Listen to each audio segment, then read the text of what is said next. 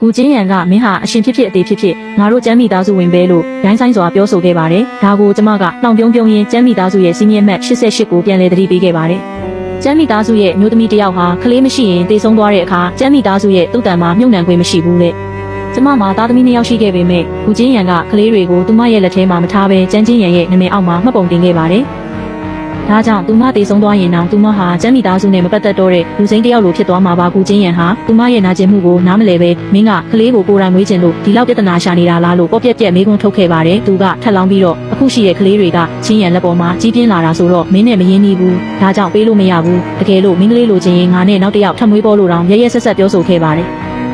ကျမဟာအတိတ်ကိုပြန်တွေးရင်းမျက်ရည်ကျခဲ့ရပါတယ်ကျမသားဦးလေးကိုမွေးဖွားတော့ကအသက်အန္တရာယ်နီးပါးခက်ခဲခဲ့ပေမဲ့ကလေးမျက်နှာကိုတောင်မမြင်ရသေးခင်မှာ古今人ကကလေးကိုလူယူပြီးချင်းရန်လက်ထဲထည့်ပေးခဲ့ပါတယ်သူမမှာပညာမရှိလို့ကလေးကိုကောင်းကောင်းမပြုစုနိုင်ဘူးဆိုတဲ့အကြောင်းပြချက်နဲ့ကျမကိုမိခင်ဘဝကနေဖယ်ထုတ်ခဲ့တာပါသမီးလေးချောင်းချောင်းကိုကိုဝင်ရခဲ့တဲ့ညက古今人ဟာအယမ်းမှုနေခဲ့ပါတယ်သူဟာကျမပေါ်တညလုံးရက်ဆက်စွာပြုမှုခဲ့ပေမဲ့ပါဇက်ကတော့ကျန်းချင်းရန်ရဲ့နာမည်ကိုပဲတဖွက်ဖွက်ခေါ်နေခဲ့တာပါသမီးလေးကိုမွေးပြီးချင်းမှာပဲအရင်ကလေးတုန်းကလို古今人ကလူယူသွားပြန်ပါတယ်ဒါကြောင့်ကျမဟာနောက်ပိုင်းမှာ古今人နဲ့အတူနေတိုင်းကျမကိုယ်တိုင်တားဆေးတွေကိုတိတ်တဆိတ်တောက်တုံးခဲ့ပါတယ်ကျမရဲ့ခန္ဓာကိုယ်ကိုနောက်ထပ်ကလေးမွေးဆက်တစ်ခုလိုအသုံးချခံရမှာကိုကျမအလိုမရှိတော့ပါဘူး古今人ကကျမကိုနောက်ထပ်ကလေးတစ်ယောက်အတူမွေးဖို့ဖြောင်းဖျတဲ့အခါကျမကသူ့လက်ကိုအေးဆက်စွာဖယ်ထုတ်ပြီးပြက်ပြက်သားသားညှင်းဆိုခဲ့ပါတယ်။ရှင်ကလေးလိုချင်ရင်ကျန်းချင်းရန်နဲ့တွားမွေးလိုက်ပါသူကကလေးရဖို့အတွက်ဆေးတွေနေတိုင်းတောက်နေတာပဲမကြခင်ကိုဝင်ရမှာပေါ့လို့ကျမကရွှဲပြီးပြောလိုက်ပါတယ်။古今人ကမင်းကကလေးမလိုချင်ရင်ဘာလိုချင်တာလဲလို့မေးတဲ့အခါကျမရဲ့မျက်လုံးတွေထဲမှာနာကျင်မှုတွေနဲ့အတူပြန်ဖြေခဲ့တာကကျမဒီနေရာကနေအမြန်ဆုံးထွက်သွားခြင်းနဲ့ဒီခုနှစ်နှလုံးလုံးကျမ်းမိသားစုရဲ့စီးမြင်တွေကိုကူးရေးနေရတာကျမအော်နှလုံးသားလှပြီးတကယ်လို့ရွေးချယ်ခွင့်သာရှိရင်ရှင်ကိုဘယ်တော့မှမစုံတွေ့ခဲ့ဖို့ပဲဆုတောင်းပါတယ်ဒီစကားတွေဟာ古今人ကိုတုံ့လို့သွားစေပါတယ်အမြဲတမ်းတီးခံတတ်တဲ့ကျမစီကနေဒီလိုစကားမျိုးကြားရလိမ့်မယ်လို့သူမထင်ထားခဲ့ပါဘူးသူဟာဒေါသထွက်နေပေမဲ့ဒီတစ်ခါတော့ကျမကိုအပြစ်မပေးပဲစိတ်အေးထားပြီးနားနားနေပါဦးလို့သာပြောပြီးထွက်ခွာသွားခဲ့ပါတယ်သူထွက်သွားတဲ့ပုံစံကတခုခုကိုကြောက်လန့်ပြီးထွက်ပြေးသွားတဲ့အတိုင်းပါပဲ古今人ထွက်သွားပြီးနောက်မှာတော့ကျမရဲ့အနာကိုကြောင်လေးတစ်ကောင်ရောက်လာပါတယ်အဲ့ဒီကြောင်လေးကတကယ်တော့ကျမကိုကူညီပေးနေတဲ့ system တစ်ခုဖြစ်ပါတယ် system ကကျမကိုပြောပြတာက古今人ကမင်းကိုအော်ဟစ်ချိန်မောင်းတာထက်မင်းရဲ့အေးဆက်တဲ့တုံ့ပြန်မှုကိုပိုကြောက်နေတာပဲကျမဟာဒီကဘာမှာနေထိုင်ခဲ့တဲ့9နှစ်တာအတွင်းမှာဘသူစီကမှစစ်မှန်တဲ့မေတ္တာကိုမရရှိခဲ့ပါဘူးအားလုံးရဲ့ကဲရတာနှိမ်ချတာတွေကိုပဲခံခဲ့ရပါတယ်ကျမဟာဒီတရားတွေကိုအောင်အီးသေးခံခဲ့တာက system ကပြောပြဘူးတဲ့နှွေးထွေးပြီးချစ်ချင်းမြတ်တာနဲ့ပြည့်နေနေတဲ့ဘဝဆိုတာကိုတစ်ခါတော့ပဲဖြစ်ဖြစ်မြင်တွေ့ကျင်လို့ပါကျမဟာအခုတော့ဘာကိုမှဂရုမစိုက်တော့ပါဘူးကျမရဲ့တခုလေးသောဆန္ဒကတော့ဒီချုပ်နှောင်မှုတွေကြားကနေအမြန်ဆုံးလွတ်မြောက်ဖို့ပါပဲစနစ်ကလည်းကျမကိုကူညီဖို့အသင့်ရှိနေပြီးဒီကံကျမဆိုးကနေဘလို့ရုံထွက်ရမလဲဆိုတာကိုစိတ်လှုပ်ရှားနေပါတယ်နာမင်းသားညတညမှာပေါ့古今人ကကျန်းချင်းရန်နဲ့ကလေးတွေကိုခေါ်ပြီးအိမ်တော်ကနေထွက်သွားခဲ့ပါတယ်သူတို့ပျော်ရွှင်နေကြမယ့်အချိန်မှာကျမကတော့တကိုယ်တည်းကြံရိပ်ခဲ့ရတာပေါ့ကျမနေတဲ့ဒီခြံလေးတွေကိုဘသူမှလာလဲခြင်းစိတ်မရှိကြဘူးညဘက်ဆိုပိုလို့တောင်တိတ်ဆိတ်လွန်းလာပါတယ်ဘသူနှောက်ယှက်မှုမှမရှိတဲ့ဒီနေရာကနေကျမအပြေးပိုင်ထွက်ခွာသွားရတာကပဲအကောင်းဆုံးဖြစ်မှာပါကျမဘဝရဲ့နောက်ဆုံးခရီးအတွက်အလှဆုံးပြင်ဆင်ခြင်းခဲ့တယ်ဒါကြောင့်ကျမဒီလောကရဲကိုစရောက်တုန်းကဝတ်ခဲ့တဲ့အလှပဆုံးဖြစ်တဲ့အနီရောင်မင်္ဂလာဝတ်စုံလေးကိုထုတ်ဝတ်လိုက်ပါတယ်စရောက်တုန်းကဖျို့ဖျဲနဲ့တထောင်းစားမလေးလိုဖြစ်ခဲ့ပေမဲ့ထွက်ခွာသွားတဲ့အချိန်မှာတော့အလှဆုံးပုံရိပ်နဲ့ပဲရှိနေခြင်းမိတယ်လေခန္ဓာကိုယ်ကနာကျင်မှုတွေကိုအန်ကျိတ်ခံရင်ကျမမှန်ရှိမှအလှဆုံးပြင်ဆင်လိုက်ပါတယ်အပြင်ဘက်မှာတော့နှင်းတွေတဖွဲဖွဲကျနေတယ်ကျမအပြင်ထွက်ပြီးနှင်းပွင့်လေးတွေကိုလက်နဲ့ဖမ်းဆုပ်ဖို့ကြိုးစားခဲ့ပေမဲ့နှင်းပွင့်လေးတွေအစားကျမရဲ့ပါးစပ်ကနေအန်ထွက်လာတဲ့သွေးဆက်တွေကိုပဲလက်ဖွားပေါ်မှာဆွတ်ဆွတ်ဖြူတွေးလိုက်ရပါတယ်ဒီအချိန်မှာပဲကျမရဲ့နားထဲမှာ system ရဲ့အတန်ကပဲ့တင်ထက်လာပါတော့တယ်အရှင်အသိပြင်ထားပါ9စက္ကန့်အတွင်းမှာဒီလောကကနေကျွန်တော်တင့်ကိုခေါ်ထုတ်သွားပါတော့မယ်တဲ့ကျမအိမ်ရှိတကားဝကိုနောက်ဆုံးအကြိမ်မျှော်ကြည့်မိပါသေးတယ်ဒါပေမဲ့အမောင်ထုကလွဲလို့ဘာမှမရှိဘူးဘယ်သူမှလည်းရောက်မလာခဲ့ဘူးနှုတ်ဆက်ခြင်းအထိမ့်မှတ်အဖြစ် system ရဲ့ကနန်းရည်တွဲတန်တွေပဲအဆုံးသတ်သွားခဲ့ပါတယ်။ကျမရဲ့ဝိညာဉ်ကိုခန္ဓာကိုယ်ထဲကနေစတင်ခွဲထုတ်လိုက်ပါပြီ။ဒီလောကမှာတော့ကျမဟာအသက်မဲ့သွားတဲ့ရုပ်လောင်းတစ်ခုအဖြစ်ကြံရစ်ခဲ့ရပါပြီ။ချိန်လေးမှာပဲပွဲတော်ညရဲ့ဆူတောင်းတစ်ပင်အောက်မှာတော့လူချင်းရန်တယောက်သူချစ်တဲ့သူတွေနဲ့အတူပျော်ရွှင်စွာစောင့်ဆိုင်နေခဲ့ပါတယ်။ကျမရဲ့နောက်ဆုံးချိန်မှာသူရှိမနေခဲ့ဘူးဆိုတာကိုသူသိသွားတဲ့အခါဘလို့များခံစားရမလဲဆိုတာကျမသိချင်မိပါသေးတယ်။လူချင်းရန်တယောက်တစ်ပင်အောက်မှာရက်နေရင်းနဲ့ရုတ်တရက်ရင်ထဲမှာဟာလာဟင်းလင်းဖြစ်ပြီးစိုးရိမ်စိတ်တွေတဖွာဖွာပေါ်လာခဲ့ပါတယ်။ကျမစီကိုချက်ချင်းပြန်လာခြင်းစိတ်တွေတားမရအောင်ဖြစ်နေတော့မှပဲကလေး2ယောက်ရဲ့အော်ဟစ်တန်ကြောင့်သူ့ခြေလမ်းတွေတန့်သွားခဲ့ရတယ်။မိမိအတွက်ဆူတောင်းပေးကြမယ်။မိမိပျော်ရွှင်ပါစေ၊ကျန်းမာပါစေလို့ကလေးတွေကအပြစ်ကင်းစင်စွာနဲ့ဆူတောင်းပေးနေကြတာပါ။ကျန်းချင်းရန်ကလည်းကလေးတွေရဲ့ဆူတောင်းကအထီရောက်ဆုံးပဲဆိုပြီးမြောက်ပင့်ပေးနေခဲ့တာပေါ့။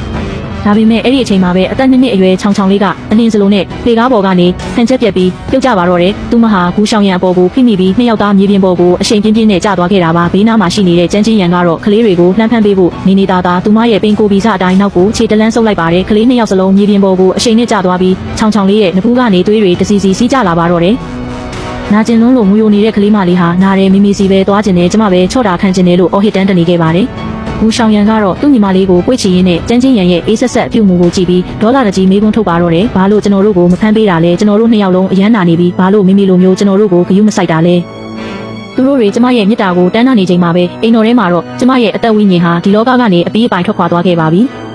ကျမရဲ့ဝိညာဉ်ဟာခန္ဓာကိုယ်ထဲကနေကင်းကွာသွားခဲ့ပေမဲ့ကျမချစ်ရတဲ့သူတွေရဲ့နောင်နာတွေကိုတော့မြင်နေရတော့ပါပဲချောင်ချောင်လေးရဲ့နဘူးကနေသွေးတွေအဆက်မပြတ်စီးကျနေချိန်မှာကျန်းချင်းရန်ကကလေးမလေးကိုပွေ့ချီပြီးချော့မြူဖို့စူးစမ်းခဲ့ပါတယ်ဒါပေမဲ့ကလေးမလေးကတော့သူ့ကိုတွန်းထုတ်ပြီးမိမိစီပဲသွားမယ်မိမိပဲချော့တာခံချင်တယ်လို့အော်ဟစ်ငိုယိုနေခဲ့တာပါဒီအချိန်မှာကူရှောင်ရန်ကသူတို့ရဲ့အတိတ်ကအဖြစ်အပျက်တွေကိုပြန်ပြောင်းပြောပြရင်းနဲ့ကူချင်းရန်ကိုရင်ထုမနာဖြစ်စေခဲ့ပါတယ်အဖေမိမိသားဒီမှာရှိရင်ကျွန်တော်တို့ကိုအခုလိုဖြစ်ခံမှာမဟုတ်ဘူးအရင်တုန်းကကျွန်တော်ဖျောင်းတိုင်ချေကုံကိုတိုက်မိလို့လဲကြတော့မဲ့အချိန်မှာမိမိကသူ့ကိုယ်သူအလောင်းခံပြီးကျွန်တော်ကိုဖမ်းပေးခဲ့တာညီမလေးကြောက်ဆောင်ပေါ်ကပြုတ်ကြတော့ကလည်းမိမိကသူ့ကိုယ်သူအောက်ကနေခံပေးခဲ့လို့ညီမလေးဘာမှမဖြစ်ခဲ့တာလေဒါပေမဲ့အခုဒေါ်တော်ကျန်းကတော့ကျွန်တော်တို့ကိုလှည့်တောင်မကြည့်ဘူးဒီစကားတွေကိုကြားလိုက်ရတဲ့အခါကူချင်းရန်ရဲ့မျက်နှာဟာချက်ချင်းပဲပြတ်သွားပါတော့တယ်သူယုံကြည်အားကိုးခဲ့တဲ့ကျန်းချင်းရန်ရဲ့ဟန်ဆောင်မှုတွေဟာကလေးတွေရဲ့ရှေ့မှာနဲ့အကုန်ပေါ်ကုန်ပြီးလေကျန်းချင်းရန်ကတော့သူမမှာအပြစ်မရှိသလိုနဲ့ကျမနေမကောင်းလို့တုံ့ပြန်မှုနှေးသွားတာပါလို့စင်ကြေပေးခဲ့ပေမဲ့ဘူးချင်းရန်ကတော့သူမကိုအရင်လိုအကြည့်မျိုးနဲ့မကြည့်တော့ပါဘူးသူကလေးနှစ်ယောက်ကိုပွေ့ချီပြီးလာအဖေမင်းတို့ကိုမေမေစီခေါ်သွားပေးမယ်လို့ပြောပြီးအိမ်တော်ကိုအပြေးလွှားပြန်လာခဲ့ကြပါတယ်သူတို့တွေကျမစီကိုအပြေးလွှားလာနေကြပေမဲ့သူတို့တွေ့ရမှာကတော့အေးဆက်တိတ်ဆိတ်နေတဲ့ကျမရဲ့ရုပ်လောင်းပဲရှိတော့မှာပါအိမ်ပြန်လာတဲ့လမ်းမှာချောင်ချောင်ကငိုယိုနေပြီးသူမရဲ့အကိုဖြစ်သူဘူရှောင်ရန်ကသူတို့နှစ်ယောက်ထိခိုက်ဒဏ်ရာရခဲ့တာဟာဒေါ်လေးကျန်းကြောင့်ဖြစ်တယ်လို့ဆွဆွဲအပြစ်တင်နေပါတယ်။ဘူရှောင်ရန်ကသူမကိုရုံမာတဲ့မိန်းမလို့ကြမ်းတမ်းတဲ့စကားလုံးတွေနဲ့ဆဲဆိုလိုက်တဲ့အခါဘူချင်းရန်ကအလွန်မင်းဒေါသထွက်သွားပါတယ်။မိသားစုဝင်တယောက်ကိုအခုလိုရိုင်းဆိုင်တဲ့စကားတွေမပြောဖို့နဲ့ပြန်ရောက်တာနဲ့တောင်းပန်ဖို့ပြင်းပြင်းထန်ထန်အမိန့်ပေးခဲ့ပါတယ်။ဘူရှောင်ရန်ကကြောက်ရွံ့တုန်ရင်ပြီးငိုယိုရင်းသူဘာကြောင့်အခုလိုဆဲဆိုရလဲဆိုတဲ့အကြောင်းရင်းကိုဖွင့်ထားလာပါတယ်။သူ့ရဲ့အဖိုးနဲ့အဖွားကလည်းမိမိကိုနှိပ်စက်ပြီးတောင်းစားတဲ့သူလို့ခေါ်ဝေါ်ကြပါတယ်။ဘွားဘွားကလည်းမိမိကိုယုံညံ့သူလို့ကဲ့ရဲ့ပါတယ်။ဖိုးဖိုးကိုယ်တိုင်ကလည်းမိမိကိုအပြစ်ပေးပြီးအိမ်စည်းကမ်းတွေကိုဖူးခိုင်းခဲ့တာကြောင့်မိမိရဲ့ကိုလူတိုင်းကမုန်းတိနေကြတယ်လို့သူကယူဆနေတာပါ။အိမ်ကအစီကံတွေကတော့မိမိကိုကြွယ်ရမှာနှိမ်ချဆက်ဆံနေကြတယ်လို့ဆိုပါတယ်။စကားတွေကိုကြားလိုက်ရတဲ့အခါကူချင်းရန်တယောက်တုံ့လှုပ်သွားပါတယ်။သူဟာအလုပ်ကိစ္စတွေနဲ့အမြဲလှုပ်ရှုပ်နေခဲ့လို့အိမ်တွင်းရေးရာတွေကိုဂရုမစိုက်နိုင်ခဲ့ပဲသူမသိလိုက်ပဲနဲ့ကျန်းယူနေဟာနှစ်ရှည်လာများဘလောက်တောင်နှိမ့်ဆက်ညှဉ်းပန်းခံနေရလဲဆိုတာကိုပထမဆုံးအကြိမ်သိရှိသွားပြီးနောင်နာကြီးစွာရသွားခဲ့ပါတယ်။ကူချင်းရန်တယောက်စိတ်မအေးနိုင်ပဲရောက်ရက်ခတ်နေပါတယ်။သူ့စိတ်ထဲမှာတေလူတယောက်လိုဖြူဖြော့နေတဲ့မျက်နှာတစ်ခုကတစိမ့်စိမ့်ပေါ်လာပြီးတုံ့နှုံးမှုကိုဖြစ်စေခဲ့တာပါ။အခြေအနေကိုကိုယ်တိုင်သိကျင်စောနဲ့သူဟာမြင်းရထားကိုအမျက်မောင်းခိုင်းပြီးသူ့ရဲ့ခြံဝင်းကိုအပြေးလွှားရောက်လာခဲ့ပါတယ်။ရထားပေါ်ကစင်းစင်းချင်းမှာပဲကြောက်လန့်တကြားအော်ဟစ်ပြီးပြေးထွက်လာတဲ့အစီကံအဖိုးကြီးနှစ်ယောက်နဲ့ဆုံတွေ့လိုက်ရပါတယ်။သူတို့ကတုံတုံရင်ရင်နဲ့တေးပြီးဘူးနင်းတခင်မလေးသွေးအံပြီးတေဆုံးသွားပြီလို့အော်ဟစ်ပြောဆိုလိုက်တဲ့အခါဘူးချင်းရန်တယောက်မိုးကြိုးပစ်ခံလိုက်ရသလိုစွန့်အားသွားခဲ့ပါတယ်သူဟာနားကြားမားတာလားဆိုပြီးကိုတောင်မယုံကြည်နိုင်ဖြစ်နေရပါတယ်သူ့ရဲ့အတန်တွေဟာလည်းတုံရင်နေပြီးမင်းတို့ဘာပြောလိုက်တာလဲဆိုပြီးအထစ်အငေါ့မေးမြန်းခဲ့ပါတယ်အဖိုးကြီးနှစ်ယောက်ကတော့ကြောက်လန့်တကြားနဲ့ဒူးထောက်တောင်းပန်ပြီးသူတို့ရဲ့ပေါ်ဆမှုကိုဝန်ခံကြပါတယ်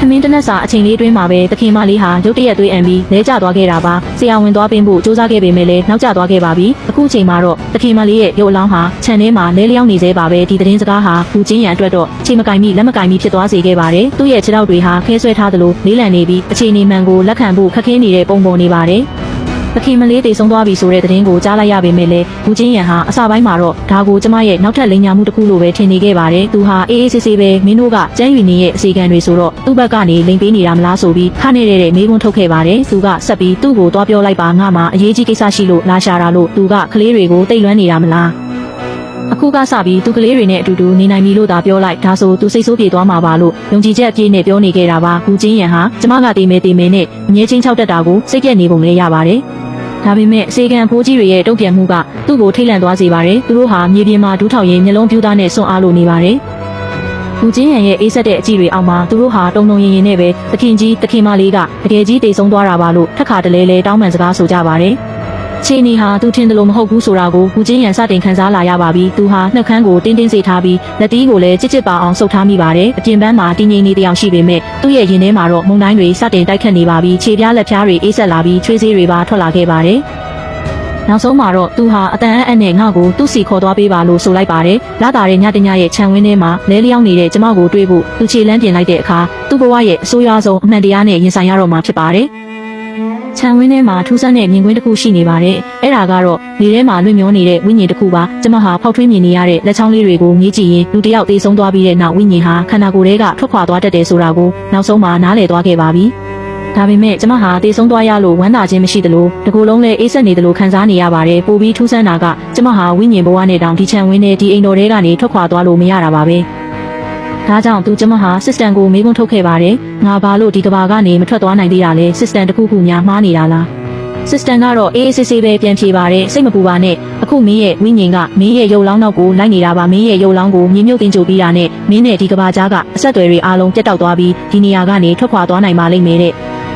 အတန်ကြာတော့အစေခံဖိုးကြီးတယောက်နဲ့ဦးချင်းရံရောက်လာပြီးသခင်လေးဒီမှာသခင်မလေးရဲ့အလောင်းပါလို့လမ်းညွှန်ပြသလိုက်ပါတယ်အဲဒီနောက်မှာတော့ခြေတံတွေနဲ့အတူဦးချင်းရံရောက်ရှိလာပါတယ်ကျမနောက်ကိုလှည့်ကြည့်လိုက်တဲ့အချိန်မှာတော့ကျမကိုတုံလုံးချောက်ချားစွာငေးကြည့်နေတဲ့ဦးချင်းရံနဲ့မျက်လုံးချင်းစုံမိသွားပါတော့တယ်